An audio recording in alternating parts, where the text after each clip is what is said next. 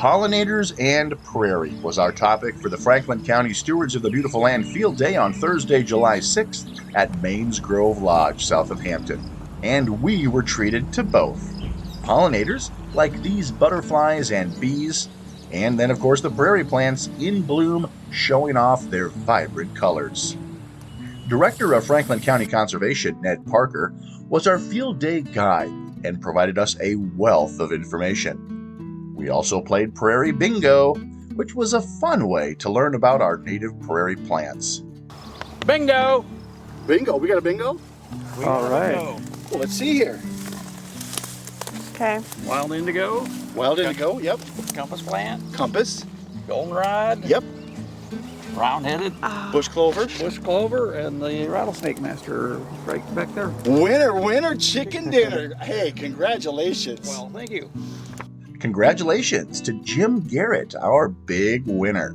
He was able to identify white wild indigo, compass plant, stiff goldenrod, round-headed bush clover, and rattlesnake master.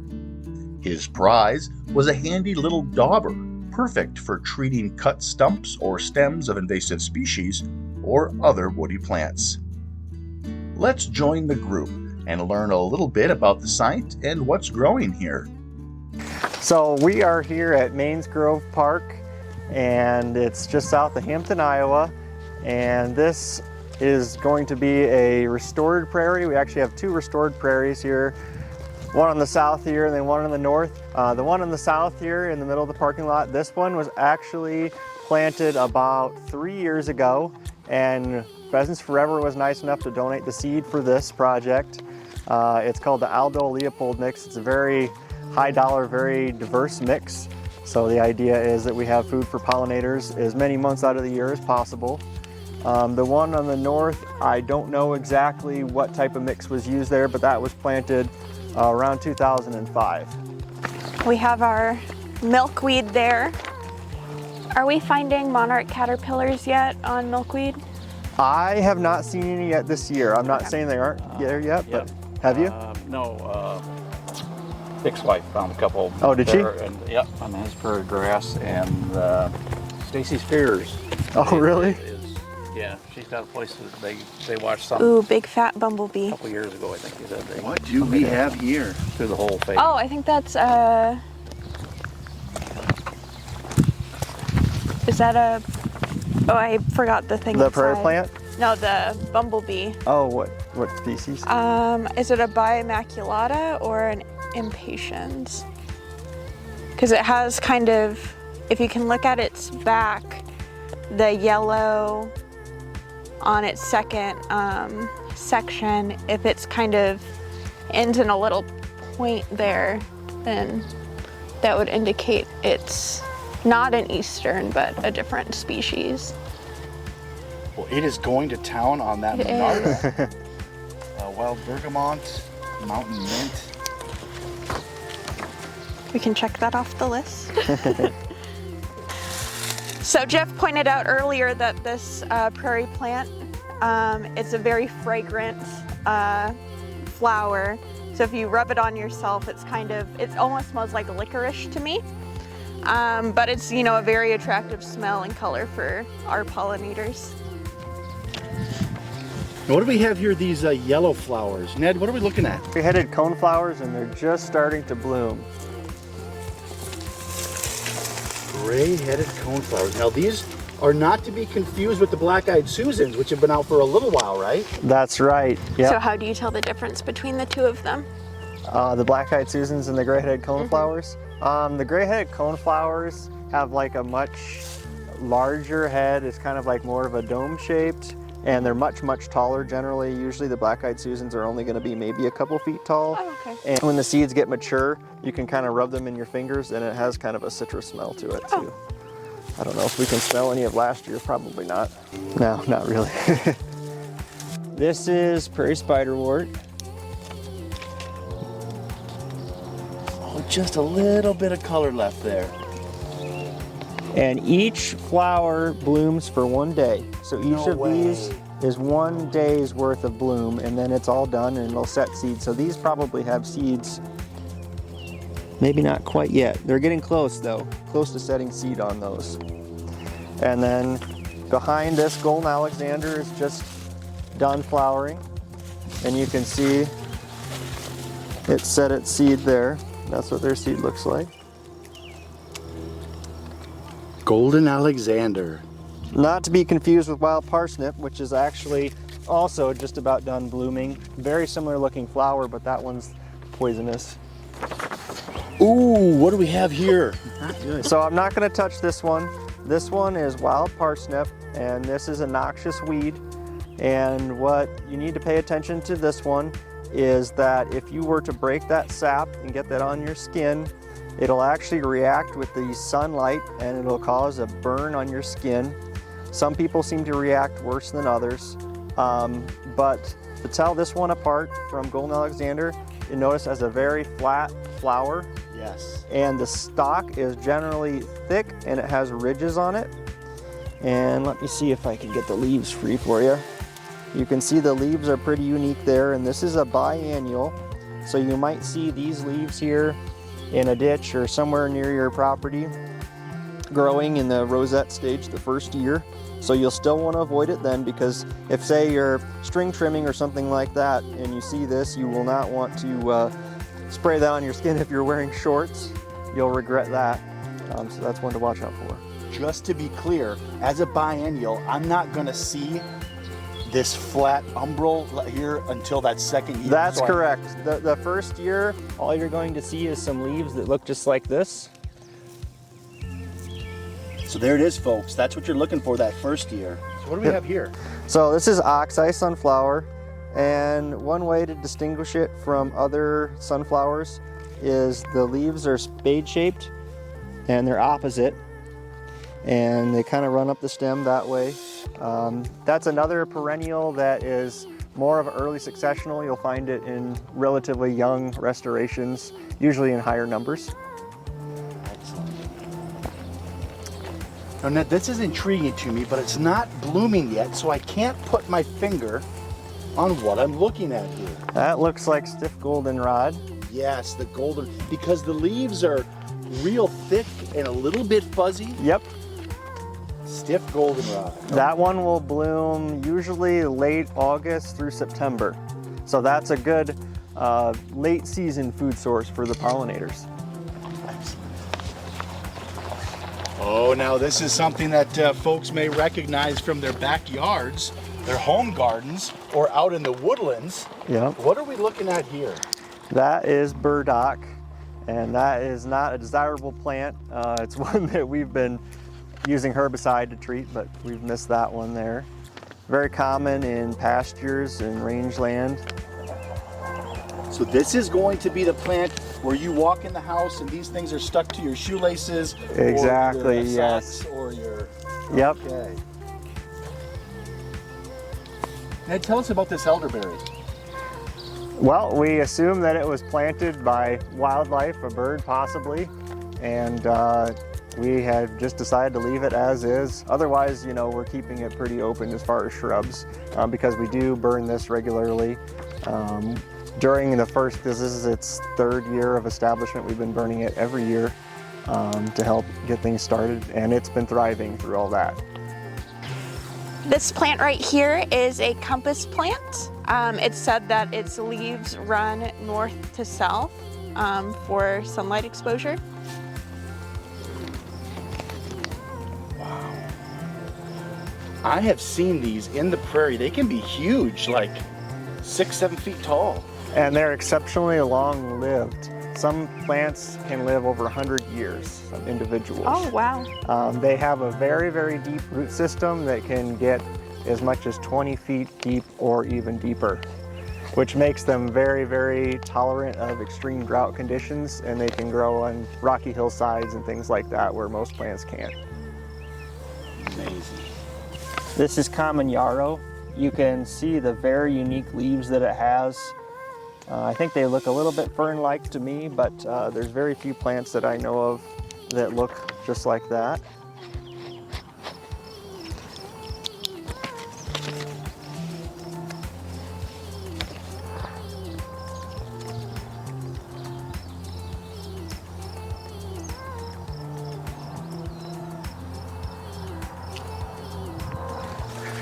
Now here's a really iconic species.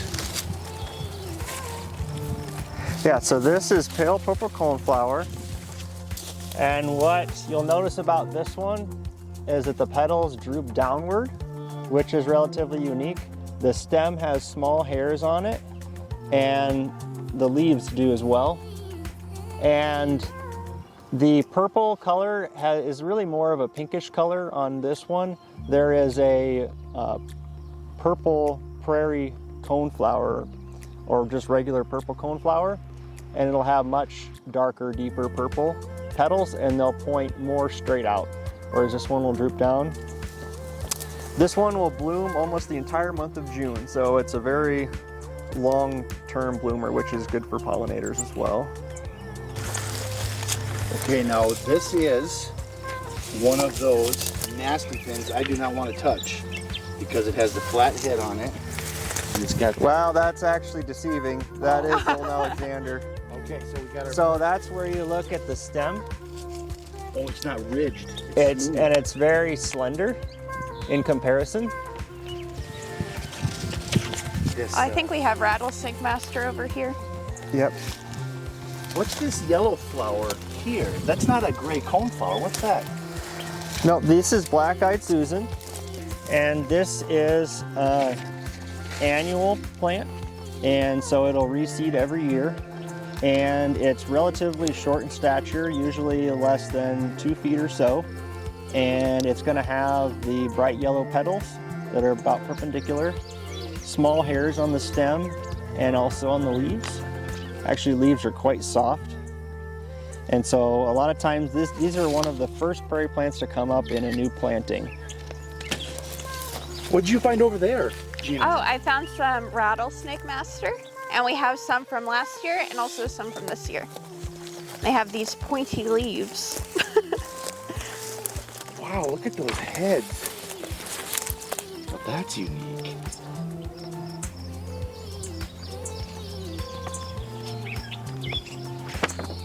When would the rattlesnake master tend to bloom? They will be blooming actually this month. They are just getting ready to. Their bloom doesn't really have much in the way of petals. It'll look very similar to what it looks like now, but it'll be kind of a bright white color. The leaves are the most distinct part of this plant. Spiky. Yep. What are some of these fern-looking things here? Yep, so these are partridge pea.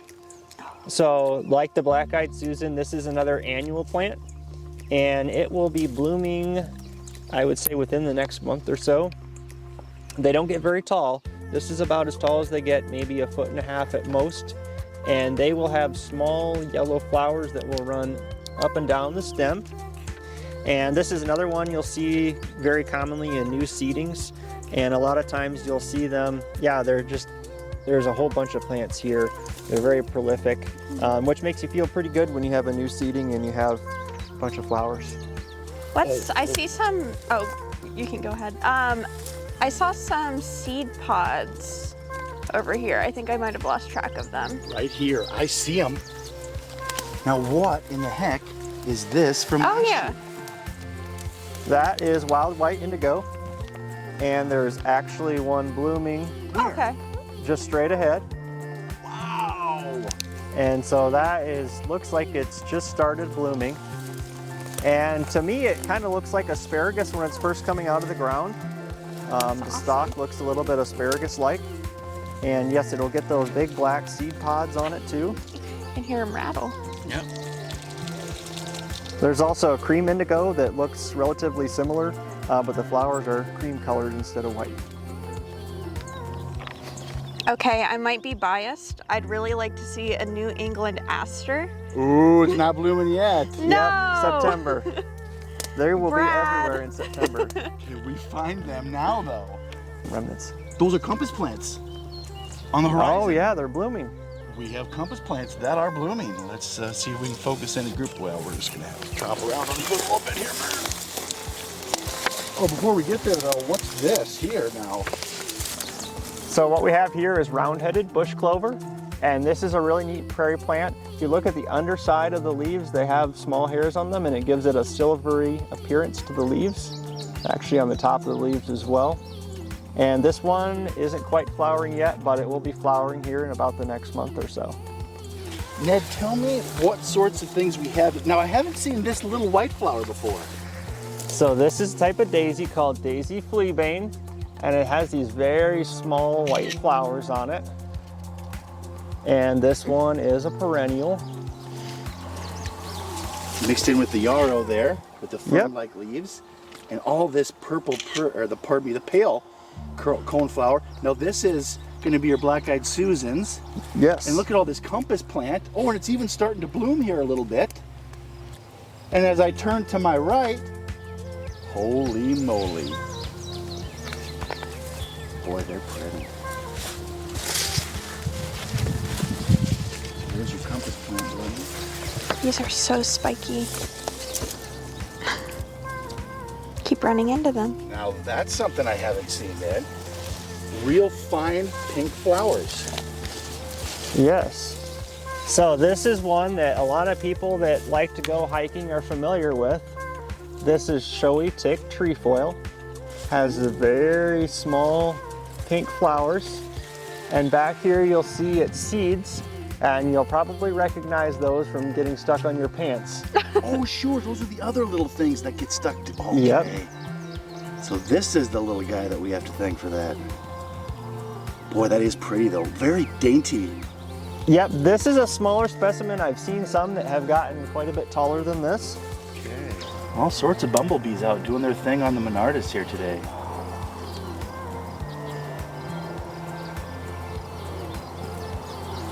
So has this ever been burned at all, or? Yes, this one we burn every 2 to 4 years, I would say, and due to the high forb diversity, we've been changing up our burn time.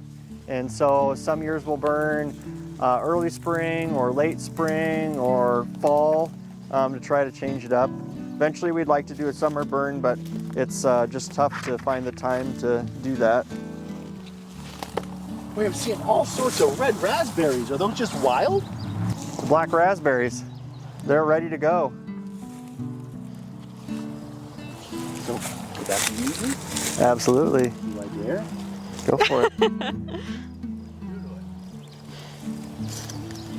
That's delicious. Those are the last flowers of a foxglove penstemon. Foxglove penstemon. Look at that, folks.